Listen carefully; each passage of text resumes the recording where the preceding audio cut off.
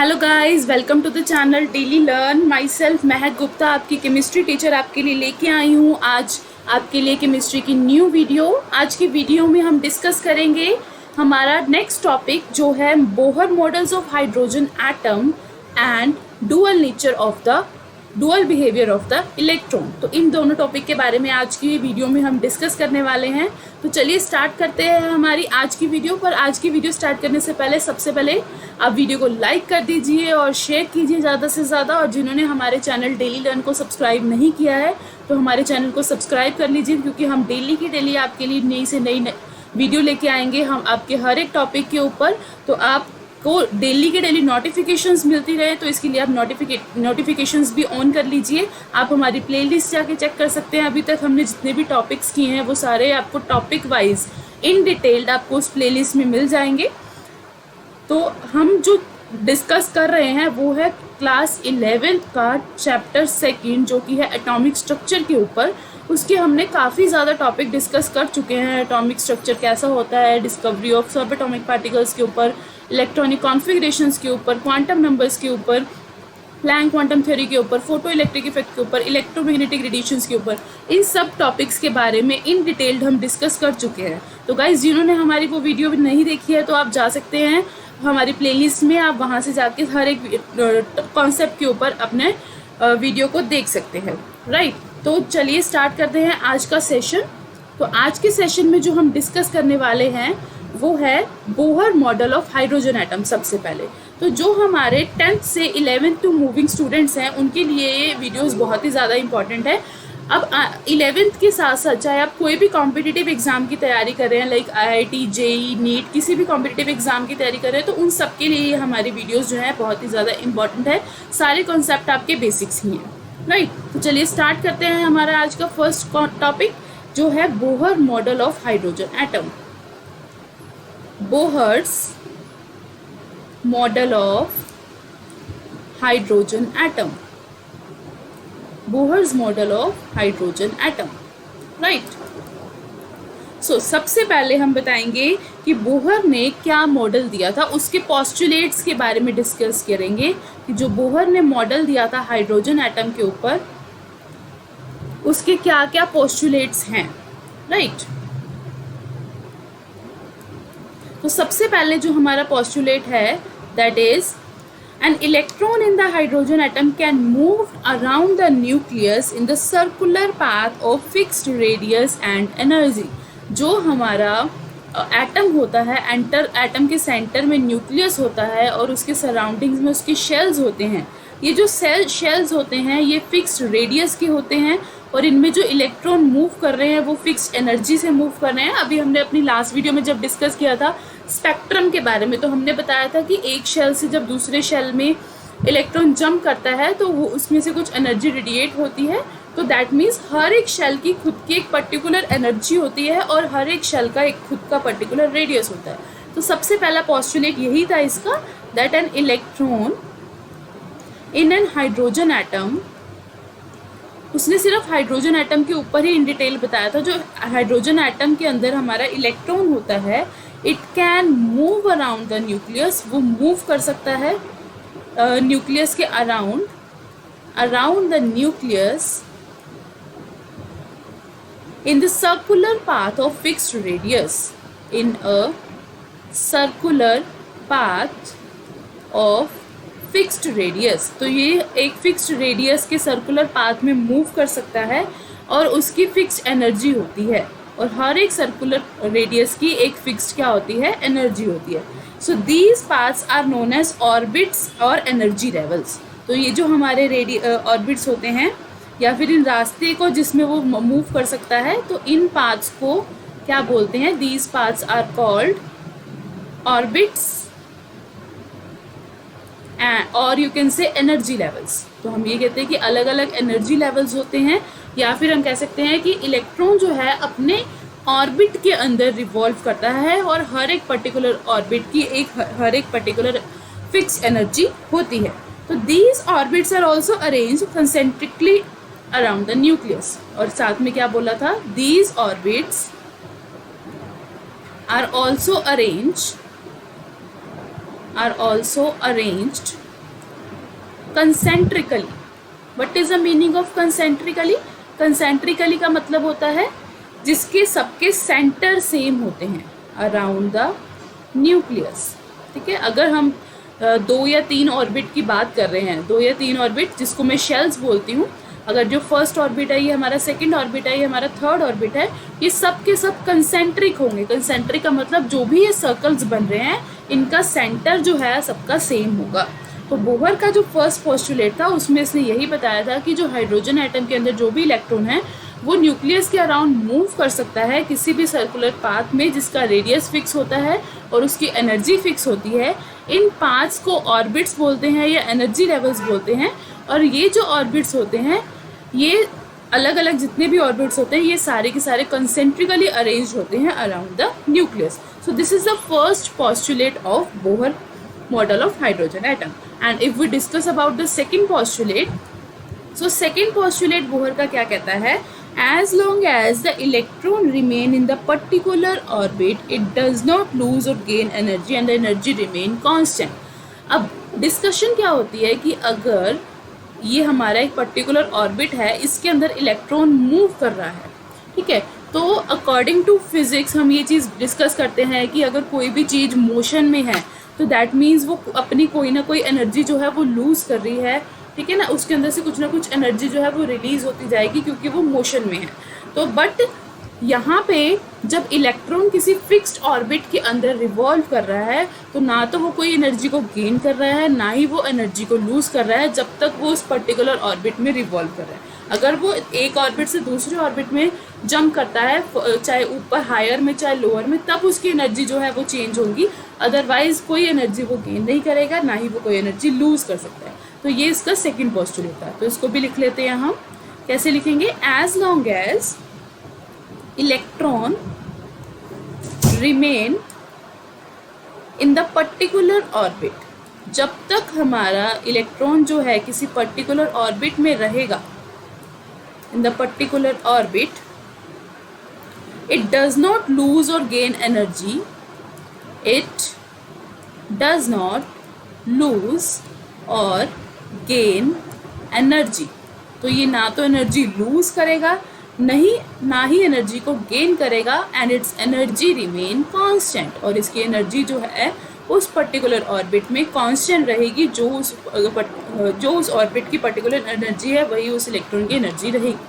तो इलेक्ट्रॉन अगर किसी पर्टिकुलर ऑर्बिट में रिवॉल्व कर रहा है तो जो उस ऑर्बिट की एनर्जी है वही उस ऑर्बिट की इलेक्ट्रॉन की एनर्जी रहेगी, ना ही वो एनर्जी को लूज कर देगा, ना ही वो एनर्जी को गेन करेगा, और उसकी एनर्जी जो है वो क्या रहेगी? कांस्टेंट रहेगी। थर्ड पोस्टुलेट के बारे में डिस्कस कर लेते हैं। थर्ड पोस्टुलेट इसका कहता है when transition occurs, when transitions occurs between two stationary states, between two stationary states, अगर दो स्टेशनरी स्टेट्स में ट्रांजिशन होती है that differ in energy. I will explain you it also. पहले हम इसकी डेफिनेशन कर लेते हैं। That explain in that is differ in energy the frequency of radiation, the frequency of radiation absorbed or emitted can be calculated. Absorbed or emitted can be calculated. Right? अभी मैंने ये चीज़ आपको लास्ट वीडियो में भी बताई थी in detail कि अगर आपके दो अलग अलग शेल्स हैं, दो अलग अलग ऑर्बिट है, दो अलग अलग स्टेशनरी स्टेट्स हैं और उन दोनों की एनर्जी डिफरेंट होगी। जो लोअर पे है तो उसकी लो एनर्जी होगी, जो हायर ऑर्बिट है उसकी हाई एनर्जी होगी। तो अगर इलेक्ट्रॉन जो है वो ट्रांजिट करेगा एक ऑर्बिट से दूसरी ऑर्बिट पे या फिर एक स्टेशनरी स्टेट से दूसरी स्टेशनरी स्टेट में, तो वो कोई ना कोई एनर्जी या तो एमिट करेगा या तो वो एनर्जी को एब्जॉर्ब करेगा। और वो जो भी रेडिएशन को एमिट करेगा या एब्जॉर्ब करेगा, आप उसकी फ्रीक्वेंसी कैलकुलेट कर सकते हैं। हम उसका formula already in detail discuss कर चुके हैं। क्या डिस्कस किया था हमने कि जो चेंज इन एनर्जी होती है that is equal to h nu. यहाँ से अगर आप फ्रीक्वेंसी फाइंड आउट करना चाहें तो ये कितनी बन जाएगी? Delta E upon h. Delta E क्या है? Difference in energy levels E2 minus E1। Higher energy level minus low energy level. अगर हमारा इलेक्ट्रॉन जो है वो थर्ड शेल से सेकेंड शेल में जंप कर रहा है, थर्ड ऑर्बिट से सेकेंड ऑर्बिट में जंप कर रहा है, और E2 हमारी हायर वाले थर्ड ऑर्बिट की एनर्जी है, और E1 हमारे सेकेंड ऑर्बिट की एनर्जी है, तो उन दोनों की एनर्जी स्टेट्स का difference upon h, that is Planck constant, is equals to frequency nu. तो ये हमारी होती है फ्रीक्वेंसी। तो अगर एक स्टेशनरी स्टेट से दूसरी स्टेशनरी स्टेट में ट्रांजिशन होती है अलग अलग एनर्जीज की, तो इलेक्ट्रॉन अगर जंप करता है तो उसमें जो रेडिएशन या तो अब्जॉर्ब होती है या एमिट होती है, उसको आप कैलकुलेट कर सकते हैं, और उसको कैलकुलेट करने का फॉर्मूला है आपका nu is equals to delta E upon h, और you can say E2 minus E1 upon h, right. 3 postulate हमने डिस्कस कर लिए हैं। 4th पोस्टुलेट के ऊपर चलते हैं। 4th और हमारा लास्ट पोस्टुलेट है ये हमारा। 4th पोस्टुलेट बोहर का क्या कहता है? N electron can move only, N electron can move only in those orbits for which its angular momentum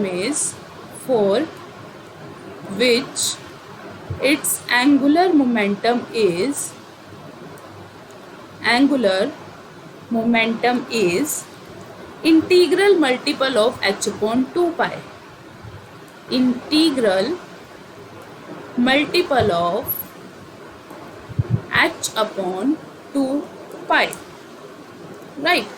तो 4th पोस्टुलेट हमारा क्या कहता है कि ऑर्बिट तो हम कहीं भी कंसीडर कर सकते हैं। लाइक अगर हमारा ये न्यूक्लियस है, हमें क्या पता कि कितने डिफरेंस पे हमारा ऑर्बिट होगा, फर्स्ट ऑर्बिट के बाद सेकंड ऑर्बिट कितने डिफरेंस पे होगा, उनकी एनर्जी लेवल्स के बारे में हम कैसे मूव कर सकते हैं कि इलेक्ट्रॉन जो है वो कौन से ऑर्बिट में जंप कर सकता है।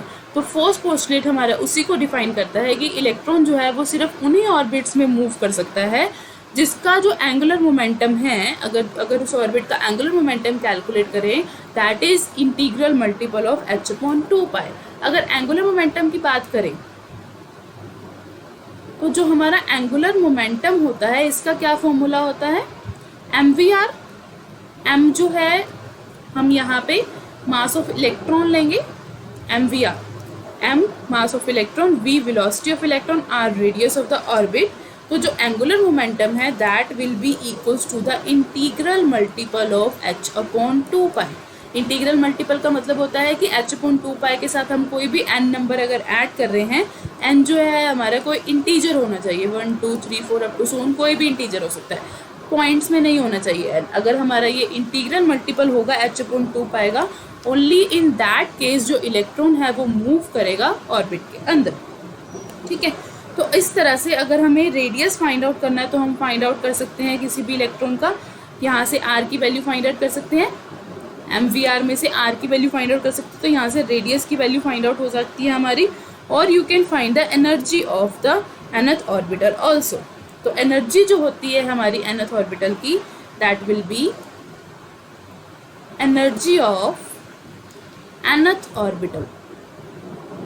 एनर्जी जो होती है nth ऑर्बिटल की, that is En is equals to minus of 2.18 into 10⁻⁻18 into z square over n square into J means joules here, ठीक है। तो ये हमारा कॉन्सेप्ट था Bohr model of hydrogen atom. एक बार दोबारा से क्विक रिवीजन ले लेते हैं, हमने क्या क्या किया Bohr model of hydrogen atom के अंदर। सबसे पहले उसने यही बताया कि जो इलेक्ट्रॉन है वो एक फिक्स सर्कुलर पाथ में मूव करता है, जो सर्कुलर पाथ है उसका रेडियस भी फिक्स होता है, उसकी एनर्जी भी फिक्स होती है, और उन सर्कुलर पाथ्स को ऑर्बिट्स या फिर एनर्जी लेवल्स कहा जाता है।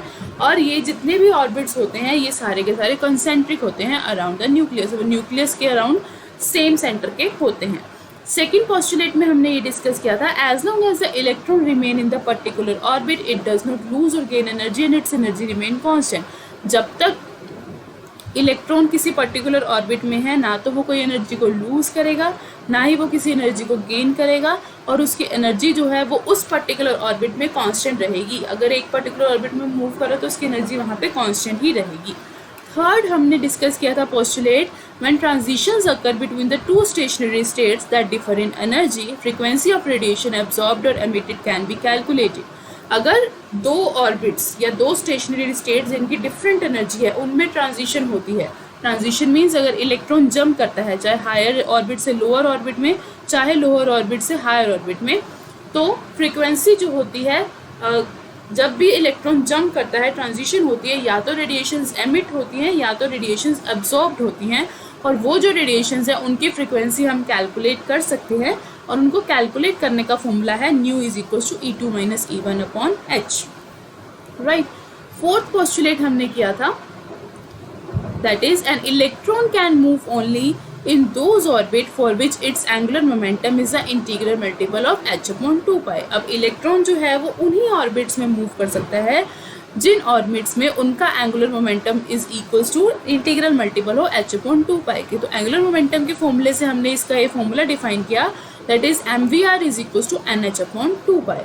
और अगर हमें किसी एनर्जी ऑफ ऑर्बिट के बारे में बताना है कि किसी भी ऑर्बिट की एनर्जी हमें बतानी है, तो उसका फॉर्मूला होता है minus of 2.18 into 10⁻⁻18 into Z square over N square joules. N जो है यहाँ पे ऑर्बिटल है, nth ऑर्बिटल की बात की है ना, जितने ऑर्बिट जौन से ऑर्बिटल की बात कर रहे हैं हम उसकी बात करेंगे।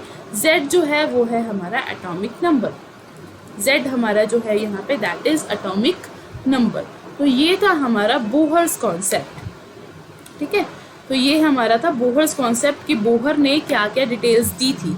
अब बोहर ने जो साइंटिस्ट ने जो जो पोस्टुलेट्स दिए, तो ऑब्वियसली जो बाकी नेक्स्ट साइंटिस्ट आएंगे तो वो उसके ऊपर कुछ ना कुछ सवाल तो उठाएंगे कि भाई तूने ये नहीं बताया या तू ये नहीं बता सका अपने पोस्टुलेट्स के अंदर।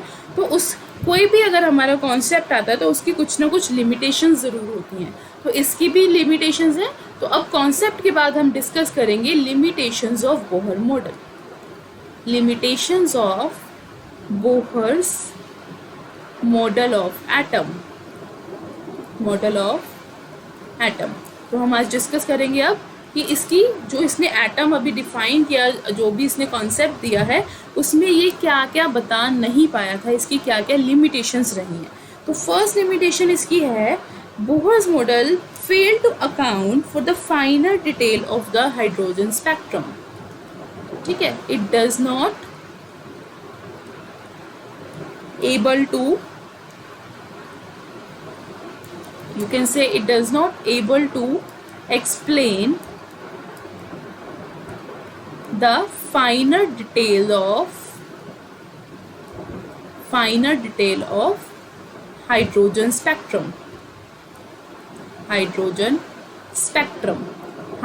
स्पेक्ट्रम का मतलब जब उसकी इलेक्ट्रॉन जो है हाइड्रोजन के अंदर जब उसकी रेडिएशंस होती हैं, जो रेडिएशन का स्पेक्ट्रम बनता है। स्पेक्ट्रम क्या होता है इसके बारे में हमने अपनी लास्ट वीडियो में इन डिटेल डिस्कस किया था, क्या होता है, कैसे इसको क्लासीफाई किया जाता है, कैसे कैसे रेडिएशंस के कलर्स आते हैं एब्जॉर्प्शन स्पेक्ट्रम में, एमिशन स्पेक्ट्रम में, तो वो हम अपनी लास्ट वीडियो में कर चुके हैं। तो जिन्होंने हमारी वो स्पेक्ट्रम की वीडियो भी नहीं देखी है तो आप गाइज जाके उन वीडियो को देख सकते हैं और अपने कॉन्सेप्ट को क्लियर कर सकते हैं। और जिन्होंने अभी तक हमारी इस वीडियो को भी लाइक एंड शेयर नहीं किया, जल्दी से गाइस लाइक का बटन दबा दीजिए और ज़्यादा से ज़्यादा शेयर कीजिए ताकि ज़्यादा से ज़्यादा लोग जो है इस कॉन्सेप्ट को समझ पाएँ या पढ़ पाएँ जिनको भी इस चीज़ की ज़रूरत है, राइट।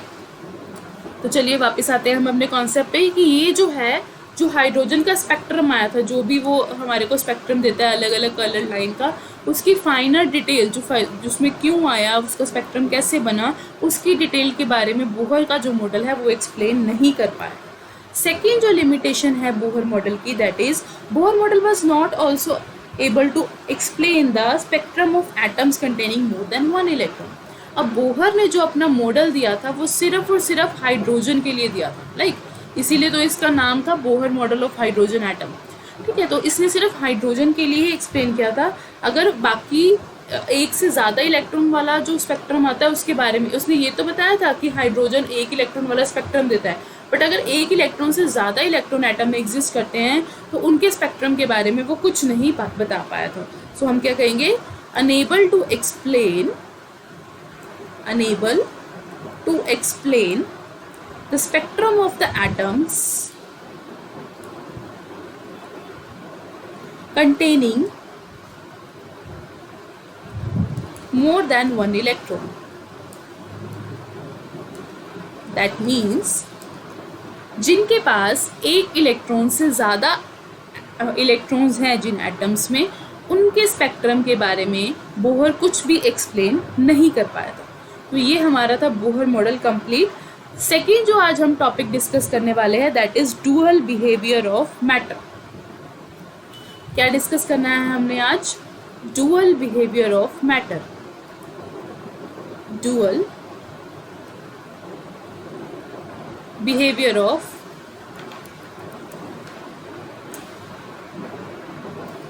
Matter, right. बोहर के बाद जो नेक्स्ट साइंटिस्ट आया था दैट इज डी ब्रॉगली। अलग अलग साइंटिस्ट ने अपना अलग अलग कॉन्सेप्ट दिया ना, तो जब बोहर ने अपना कॉन्सेप्ट दे दिया तो उसके बाद डी ब्रॉगली साइंटिस्ट आया था। तो डी ब्रॉगली ने हमें कॉन्सेप्ट दिया था डुअल बिहेवियर का। ये जो हमारा डुअल बिहेवियर का कॉन्सेप्ट है किसने दिया था? डी ब्रॉगली ने। साइंटिस्ट कौन सा था हमारा? De Broglie. डी ब्रॉगली ने क्या बोला था कि जो मैटर होता है वो डुअल बिहेवियर शो करता है, पार्टिकल नेचर भी शो करता है और वेव नेचर भी शो करता है। तो वेव नेचर भी शो करता है। तो डी ब्रॉगली ने प्रपोज किया था दैट जो कोई भी मैटर होता है it shows both particle and wave nature. Particle nature भी शो करता है मैटर और वेव नेचर भी शो करता है। तो इस रिलेशन को उसने डिफाइन करने के लिए एक रिलेशन दिया था जिसको नाम देते हैं D Broglie relation. D Broglie relation. उसमें उसने बताया था कि जो वेव नेचर होता है उसकी वेवलेंथ जो आएगी दैट इज h/mv और यू कैन से h/p। इसके बारे में अब डिटेल में डिस्कस करते हैं हम। जो डी ब्रॉगली ने ये कॉन्सेप्ट दिया है ये बना कैसे? जो डी ब्रॉगली ने रिलेशन दिया है, मैंने ये तो डायरेक्ट आपको बता दिया कि ये डी ब्रॉगली का रिलेशन है lambda is equals to h/mv, पर ये आया कैसे, ये बना कैसे, डुअल नेचर को कैसे शो करता है, इसके बारे में डिस्कस करते हैं हम अभी। ठीक है, तो डी ब्रॉगली ने ये कॉन्सेप्ट दिया था कि जो कोई भी मैटर है, मैटर का मतलब जब हमने लास्ट में डिस्कस किया था तब हमने इलेक्ट्रोमैग्नेटिक रेडिएशंस के बारे में डिस्कस किया था। जब डुअल बिहेवियर के बारे में डिस्कस किया था तब हमने ये बताया था कि जो इलेक्ट्रोमैग्नेटिक रेडिएशंस होती हैं वो डुअल नेचर शो करती है। बट आज जो हम बात कर रहे हैं उसमें हम बात कर रहे हैं मैटर की, कि जो मैटर होते हैं वो भी डुअल नेचर शो करते हैं। मैटर किसको बोलेंगे?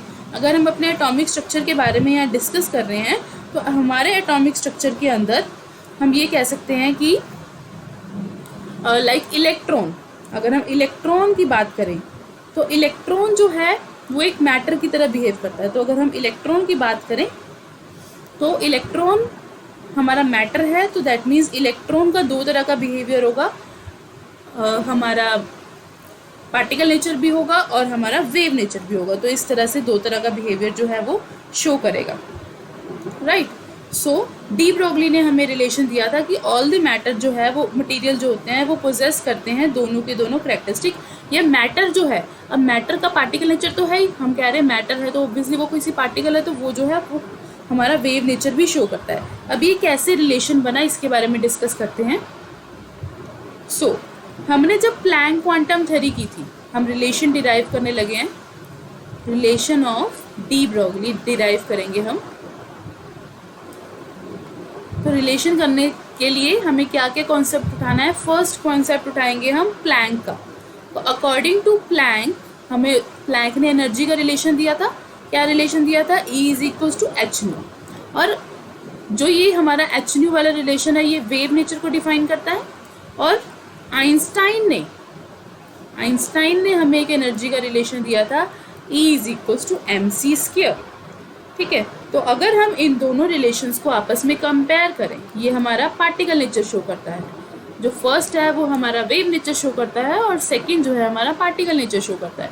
अगर हम इन दोनों को कंबाइन करें तो दोनों एनर्जी को डिफाइन कर रहे हैं, तो यहाँ से हमारा क्या बन जाएगा? H nu is equals to mc²।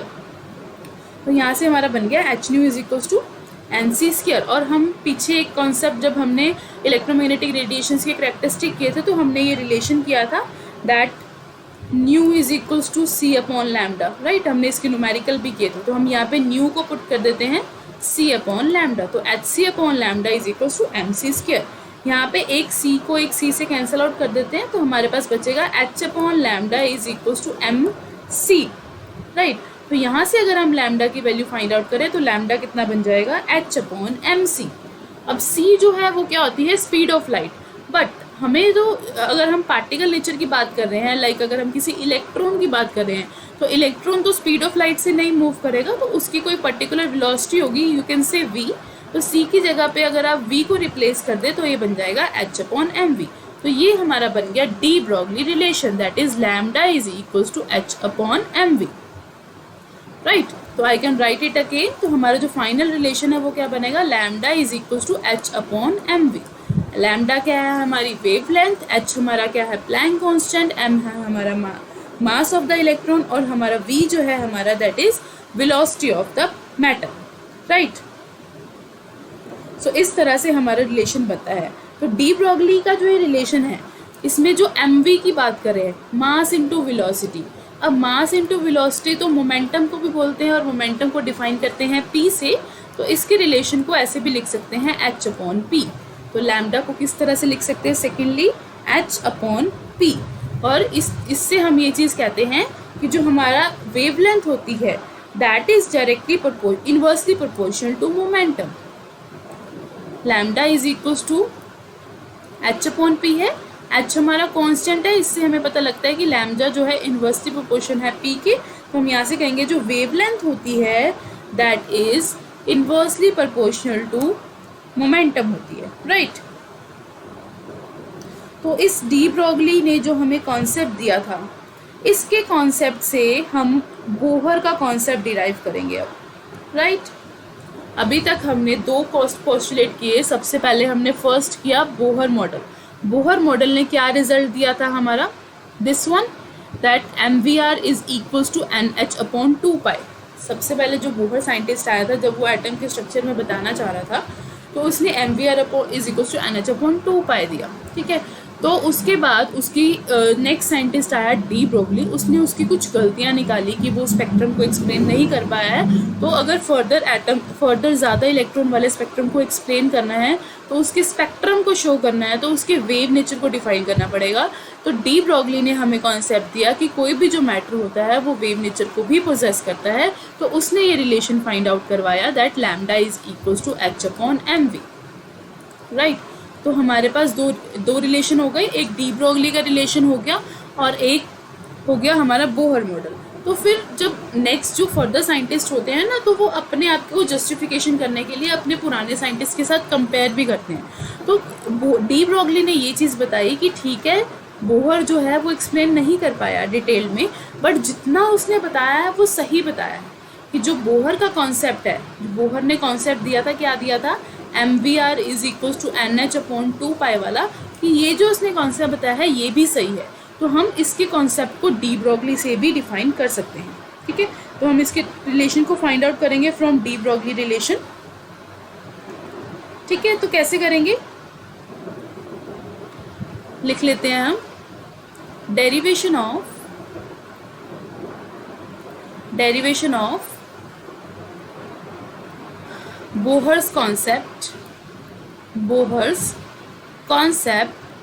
from D Broglie relation.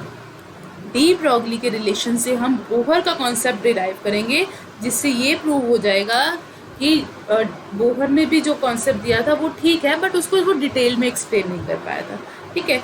तो उसको एक्सप्लेन करने के लिए डी ब्रॉगली ने एक चीज़ बताई थी, इन फेस और आउट ऑफ फेस।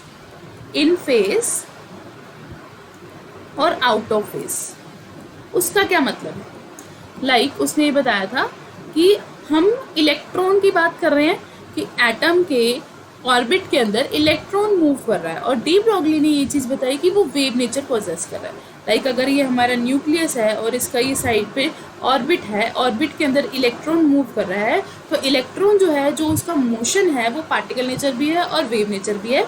तो अगर उसका मोशन वेव नेचर है तो वो दो तरह से मूव कर सकता है। लाइक फर्स्ट, जब वो मोशन कर रहा है तो वेव नेचर तो ऐसा पोजेस करेगा।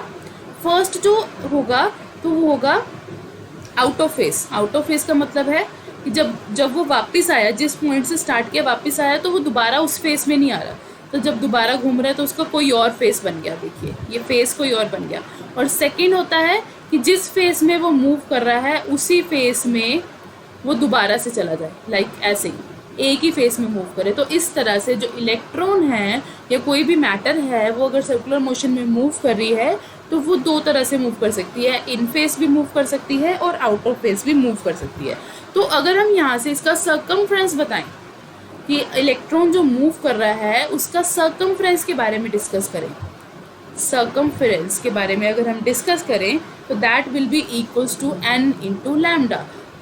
दैट मीन्स कि अगर वो इन फेस मूव कर रहा है तो इसकी वेवलेंथ कितनी होगी, जितनी एक वेव पोजेस कर रही है, लाइक यहाँ से लेके यहाँ तक अगर उसको लैम्डा ले रहे हो तो जितनी वो टर्न्स ले रहा है, मान लो अगर n टाइम्स वो मोशन में आ रहा है तो जो उसका टोटल सर्कमफ्रेंस होगा that is n into lambda. और अगर कोई भी सर्कल होता है उसका सर्कमफ्रेंस क्या होता है, 2πr। ये तो नॉर्मल मैथमेटिक्स में भी आप चीज़ करते हो कि circumference of circle is 2πr, तो 2πr is equal to n lambda बन गया। ये चीज़ क्लियर हो गई कि n लैम्डा कैसे आया, कि अगर कोई भी वेव होती है तो वेव का जो लैम्डा होता है, वेवलेंथ होती है, उसको कैसे डिफाइन किया जाता है, एक पूरा जो सर्कल होता है यहाँ से लेके यहाँ तक, that is only lambda. But अगर एक सर्कल में पूरा मोशन कंप्लीट हो रहा है तो वो जितनी टाइम उसका एक फेस आएगा, जितना अगर हम मानेंगे n टाइम्स वो मूव कर रहा है तो उसका सर्कमफ्रेंस कितना बन जाएगा, n इंटू लैम्डा। और सर्कमफ्रेंस का फॉर्मूला होता है 2πr, तो यहाँ से रिलेशन बन गया 2πr is equals to n lambda, right. 2πr is equals to n lambda. तो ये हमारे को पता चला। हमने क्या करना है, डी ब्रोगली का रिलेशन यूज करना है। डी ब्रोगली ने क्या रिलेशन दिया था, that lambda is equals to h upon mv। हम डी ब्रोगली का रिलेशन यूज करके बोहर का कॉन्सेप्ट डिराइव करेंगे। तो इसमें जो डी ब्रोगली ने रिलेशन दिया है लैम्डा, वो हम इसमें पुट कर देते हैं। तो ये क्या बन जाएगा, 2πr is equals to n into h upon mv। तो यहाँ से mv को हम लेफ्ट हैंड साइड ले जाते हैं और 2π को हम नीचे ले आते हैं, तो ये हमारा बन जाएगा mvr is equals to nh upon 2π।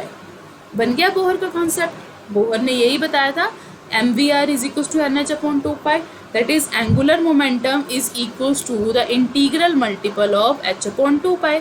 तो ये हमारा डिराइव हो गया बोहर का कॉन्सेप्ट। कहाँ से डिराइव किया हमने, डी ब्रोगली के कॉन्सेप्ट से। डी ब्रोगली ने जो रिलेशन दिया था lambda is equals to h upon mv, वहाँ से हमने और सर्कमफ्रेंस को यूज़ करके हमने बताया कि जो बोहर ने जो कॉन्सेप्ट दिया था वो डिफाइन कर दिया। तो चलिए एक आधा क्वेश्चन डिस्कस कर लेते हैं हम इसके ऊपर ही, हमारे डी ब्रोगली के कॉन्सेप्ट पे। ठीक है, एक क्वेश्चन डिस्कस करते हैं। सो क्वेश्चन है हमारा, two particles are in motion.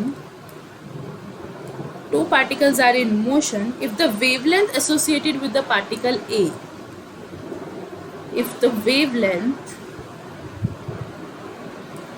associated with the particle A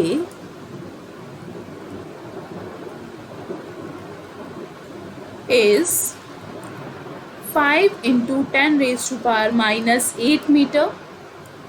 Calculate the wavelength of particle B. You have to find the wavelength of particle B. Given क्या है, if its momentum is half of A. If its momentum is half of A. हमें A particle की wavelength दे रखी है और हमें बताना है कि B पार्टिकल की वेवलेंथ कितनी होगी। B पार्टिकल के लिए जस्ट हमें ये बताया है कि जो उसका मोमेंटम है वो A से हाफ है, राइट। तो इसको डिराइव करने के लिए हमें बोहर का कॉन्सेप्ट यूज़ करना पड़ेगा और डी ब्रोगली का कॉन्सेप्ट यूज़ करना पड़ेगा। तो इसको सॉल्व करेंगे हम by using de Broglie concept. तो डी ब्रोगली ने हमारा क्या कॉन्सेप्ट दिया था, that lambda is equals to h upon p, h upon mv लिख लो या h अपॉन p। मोमेंटम की बात हो रही है तो हम मोमेंटम को ही उठा लेते हैं, तो हम दोनों पार्टिकल्स के लिए लिख लेते हैं। सो फॉर पार्टिकल A, अगर हम फॉर A पार्टिकल की बात करें तो लैम्डा A ले लेते हैं, इसकी wavelength is equals to h upon p A ले लेते हैं। और फॉर पार्टिकल B, अगर हम B पार्टिकल की बात करें तो लैम्डा B की बात करते हैं, that will B h upon p B, right.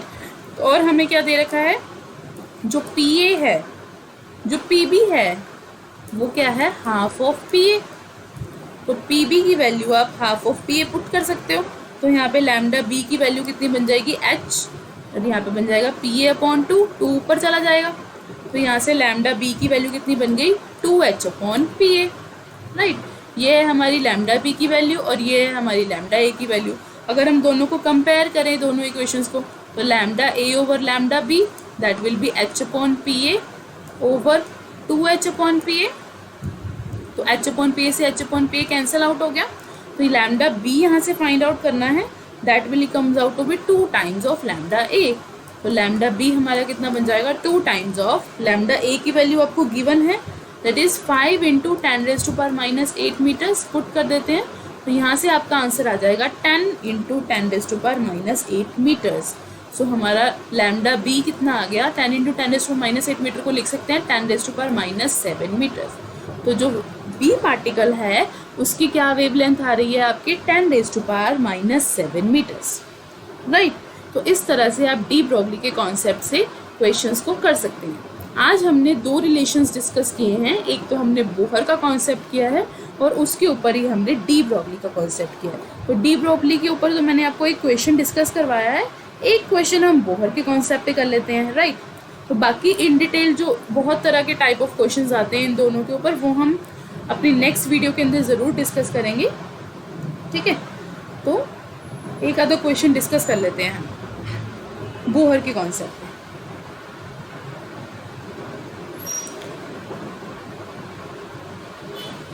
Bohr का जो हमारा कॉन्सेप्ट था, that is MVR is equals to NH/2π, उसके ऊपर अगर हम क्वेश्चन की बात करें तो जो हमारे पुराने क्वेश्चंस थे ना, लाइक हमने रिडबर्ग इक्वेशन के ऊपर न्यूमेरिकल्स किए थे, अपनी पिछली वीडियो में न्यूमेरिकल्स जब डिस्कस किए हैं तो रिडबर्ग इक्वेशन के ऊपर भी किए हैं। और उसके बाद जब बोहर के रेडियस की बात होती है तो वहाँ से जब क्वेश्चन बनते हैं तो वो सारे मिक्स बन जाते हैं। ठीक है, तो उन सबको जो है मिक्स ही आपको फाइंड आउट करना पड़ता है, क्योंकि कंबाइंड क्वेश्चंस बनते हैं उसके। जी चलिए क्वेश्चन डिस्कस कर लेते हैं हम आज। बाकी जो रेडियस वाले हैं ये सब, जब हमारा पूरा चैप्टर ये जो एटॉमिक स्ट्रक्चर वाला कंप्लीट हो जाएगा तो इन सबको कंबाइन करके, सबके कॉन्सेप्ट को मिक्स करके किस तरह से क्वेश्चन बनते हैं उसके लिए हम एक सेपरेट वीडियो बनाएंगे, सो दैट आप उसको अच्छे से समझ पाए। फिलहाल जो है हम हर एक टॉपिक के बाद जब हम क्वेश्चंस कर रहे हैं तो टॉपिक वाइज डिस्कशंस कर रहे हैं, तो उसके टॉपिक वाइज ही हम कैलकुलेशंस करेंगे। राइट, चलिए एक क्वेश्चन कर लेते हैं हम बोहर के कॉन्सेप्ट पे। क्वेश्चन दे रखा है आपको, calculate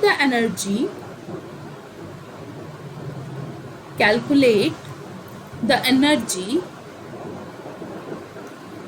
associated with the first orbit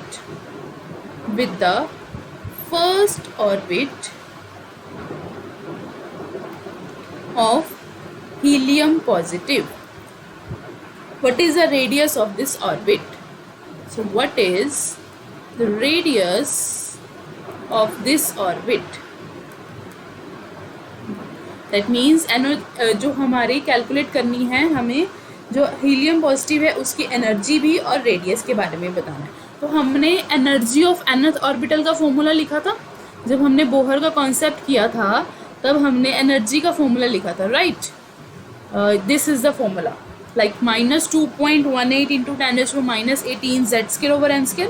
हमने लिखा था ना ये एनर्जी का फॉर्मूला, तो यही फॉर्मूला हमारा इस क्वेश्चन में यूज़ होने वाला है।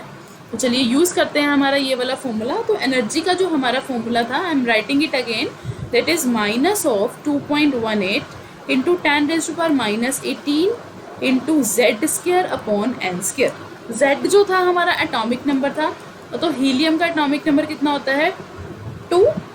एन जो है वो शेल्स की बात कर रहे हैं, ऑर्बिट की बात होती है। हम यहाँ पे जो डिस्कस कर रहे हैं फर्स्ट ऑर्बिट की बात कर रहे हैं, दैट मीन्स एन की वैल्यू क्या आएगी, 1। तो पुट कर देते हैं वैल्यू, तो E1 क्या आ जाएगा हमारा, -2.18 × 10⁻18 × Z², दैट मीन्स 2²/1²।